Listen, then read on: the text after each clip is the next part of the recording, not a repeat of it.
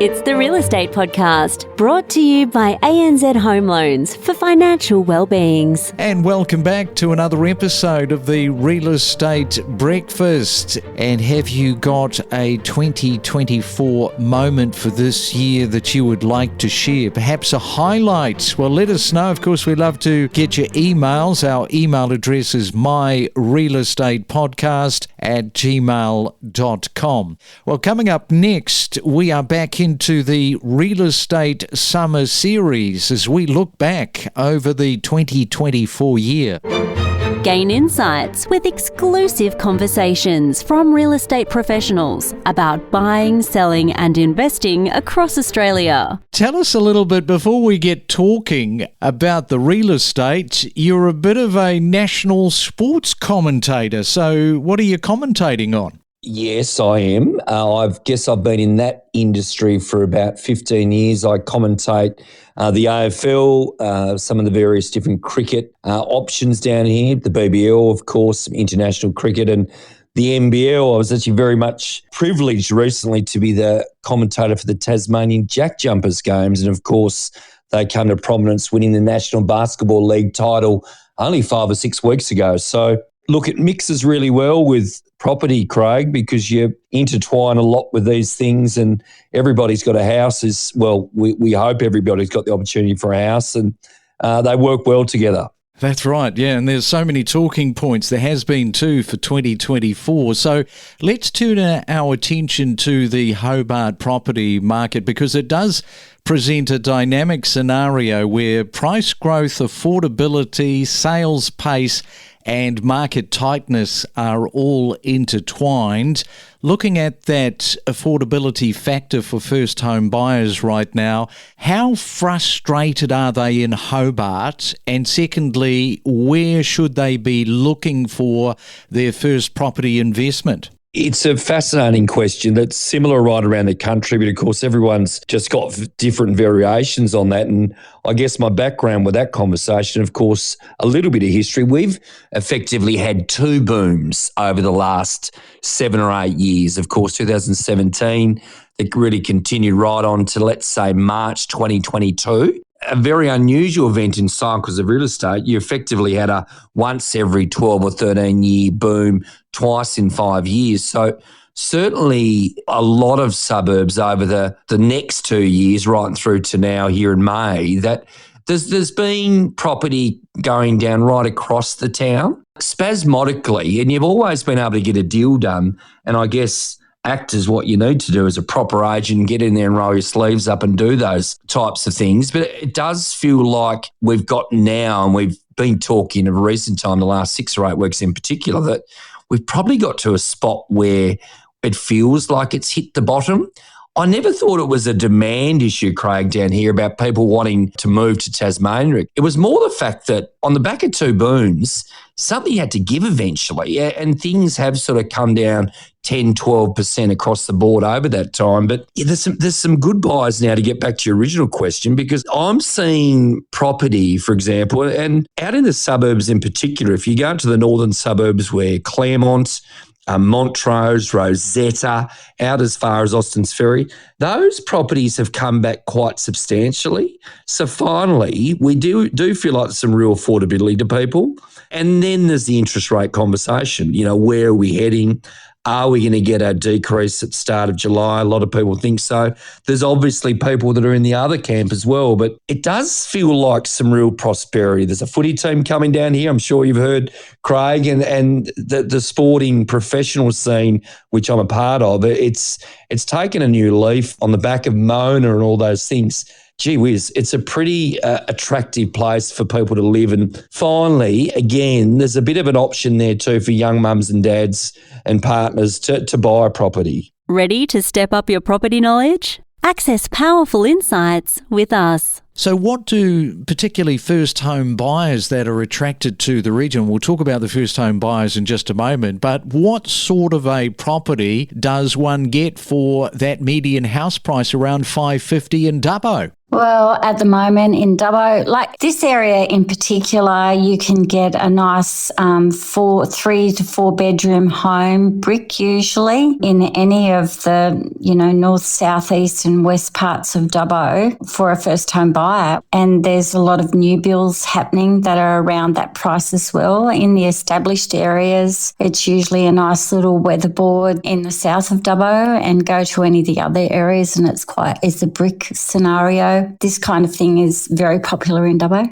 So tell us a little bit about those first home buyers. Obviously, you're interacting with them. And firstly, where are they coming from apart from those that are already in the marketplace of Dubbo? Generally, right at the moment, they're coming from a large percentage of them are local people, but we are finding that regionally it's pulling in from other areas when they come to Dubbo to do their trades or do their training. And the other percentage is probably coming from the Sydney markets. I've sold a lot of property to families that are finding it more affordable coming to Dubbo to buy out here. And what about the investors? Are investors coming into Dubbo at all? Yes, they are. They certainly are. Some buyers agents from Sydney, and also following through with first-time investors that are just expanding out of, one just a little while ago was from Windsor, another one was from Camden. So putting their money somewhere else to build their portfolio. Okay. And as far as the airport is concerned, of course, it's quite significant, the Dubbo airport, in linking the region with Western New South Wales and major cities nationwide.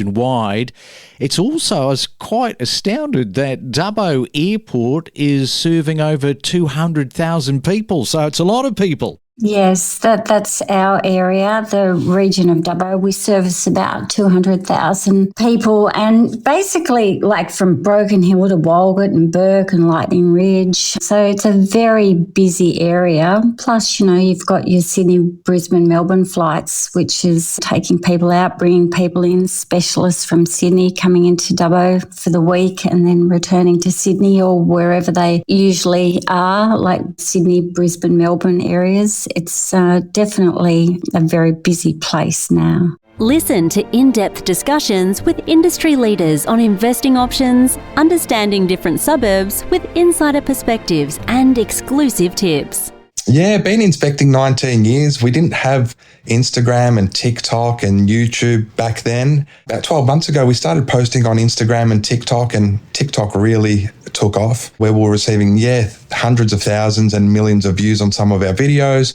And just recently, Instagram, we've gained about 40,000 followers in the last 6 weeks. So it's been quite incredible. Well, that's great in terms of your social media blowing up, and it's a bit of a two-person operation because you've got your wife, Lazarella, who is helping in the background with all of that. Yes, she has been phenomenal. She's put in and invested hundreds of hours posting videos and including all of the content and hashtags, etc. I mean, I take all of the footage. I obviously narrate the videos, but behind the scenes, she's actually been the engine and the reason for the huge success online on the socials. And contracts are quite interesting because everybody wants to move into their new home as fast as possible. They don't want any delays. You've got those penalties that are written into contracts in terms of the time scale. However, one of the downsides to that in terms of rushing a build is some of the substandard outcomes that jeopardise buyer satisfaction and building profitability probably, and that's something that you may or may not come across. Yeah, look, and I guess the easy way to eliminate a rush job is having an inspection, finding a good inspector out there, do your due diligence, find the right person to overlook your home before you hand over with your builder and make that final payment. We do pre-final and post-final inspections, so we'll come out and find all of the building faults and defects and quality of workmanship issues, and then we'll tell the client to bring us and engage us back to come and do a post-final, which is still prior to handover taking place. We'll come and verify that everything's been fixed, and it's also been fixed in accordance with all of the building code standards and tolerances. So there is a way around it, and it's just awareness, I think. Yeah. Well, here's a couple of things that I want to talk about. Your home insurance will not cover you for damage caused by termites. That's the first thing I'll get you to comment on, because a lot of people sort of overlook that. And statistics show approximately 1 in 3 homes across Australia will be at some stage attacked by termites. Yes, Craig, and having a pre-purchase inspection greatly reduces the chance of someone buying a property that is riddled with termites or termite damage. And again, it comes down to finding a good quality building and timber pest inspector that knows what they're doing, knows what they're looking for, has exceptional experience and qualifications behind them. And then you can go ahead and purchase a property knowing with confidence that you've selected a really good property for you and your family. And insurance doesn't cover termite damage, so it is important to have an inspection prior to purchasing, and then having a 12-monthly timber pest inspection, which we must recommend as timber pest inspectors. Know your property with us on the Real Estate Podcast. That Perth's property market might be slowing down. Now, if we take a look over the last few weeks in Perth, how has the market been looking for you and your team? Tongue in cheek. Well, I think I made my opinion clear on that report last week, so we don't need to dwell on that. What we've seen over the last few weeks since we spoke last is the opposite of a slowdown. If anything, we're finding it more difficult to find and secure property. There was one property that we went and looked at for a client with a budget of around 600 on the weekend. There was well over 100 groups there. There was a line out the door and down the street. And then last I checked, before we pulled our interest, there was over 25 offers on the property. And we're finding it's similar across the board now, and it's starting to creep up into the higher price brackets. So we've got budgets at the moment for investors anywhere from 600 up to about 1.4 million. And every property that we're looking at and potentially acting on has 10 plus offers on it at the moment. So the slowdown does not seem to be materialising. It's just that positivity. And you've only got to go back to last week when I was talking to Eliza Owen from CoreLogic, and she was talking about the migration in Perth. If you look at Perth, that's seen internal migration really turn around. Net interstate migration to Western Australia was over 2,000 people. And that's off the back of a decade average pre-COVID of minus 95 for the net interstate migration result. This is in part fueled by very strong labour market conditions. Yeah, so a lot of people coming into Perth, positivity. So it's safe to say at the moment there is no slowdown expected for this year. No, look, it is great to hear some positivity from someone as respected as Eliza. She's on the money in terms of the population growth. We know that we've been leading the country for a while now with our population growth. And historically, when our economy is good, we do get positive interstate net migration, as does Queensland typically. Sydney and Melbourne tend to get more from overseas and possibly are losing more to the other states than they're gaining. And just of note, I saw last week that Adelaide, which is a relatively robust property market at the moment, has just shifted from positive to negative interstate net migration. And that's always a concern for the smaller markets, is they're not getting that outperformance on population growth over the long term. But in terms of the slowdown in Perth, we can't find any evidence for the suggestion of such. Our growth rate's actually still increasing, both quarter on quarter and month on month, with us doing 2% according to CoreLogic in April alone.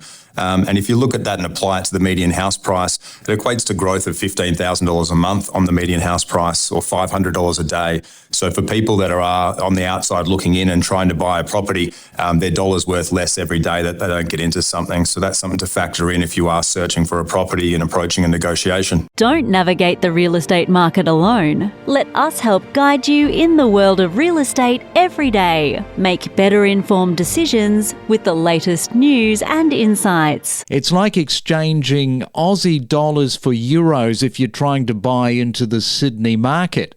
But if you switch that around as a first home buyer and you're looking at moving into a Queensland area, it's like converting euros to Aussie dollars. It's much better value. What do you think? 100%. I completely agree, Craig. And if you think about it, if you look at the unit price in Sydney is about 1,081,000. And even though the annual growth is really, really strong, which is 7.24% in Sydney, when you look at it in Brisbane, the annual growth is 12.82%, but the median value in unit is 818,000, which is much more affordable compared to Sydney. Hence why a lot of people from interstate, like we talk daily to these people, and a lot of people from interstate are just wanting to move to Brisbane. And especially in the city, it's easier to get an investment property in the beginning and then to kind of move, which is much better plan compared to finding a home in Sydney, because that just never happens. Just because of the competition and the inflation, people are just tired. And I think you've got some of the numbers on the property market performance for April. So how did they sort of shake down? Yeah, so according to PropTrack, the national home prices have lifted up to 0.23% to hit a new record in April, bringing prices up 1.97% so far this year to sit 6.6% above April 2023 levels. Now, Brisbane remains the third strongest performing market over the past year, behind Perth and Adelaide, with home prices now 12.82% above April 2023 levels. Now, strong growth has pushed up dwelling values in Brisbane to outpace Melbourne, with Brisbane's median value sitting at 818,000, surpassing Melbourne for the first time in 14 years. This is just incredible, just to see the growth and how in such a short span. So the future looks really strong for Brisbane. We connect you to the best real estate information across Australia. The Real Estate Podcast.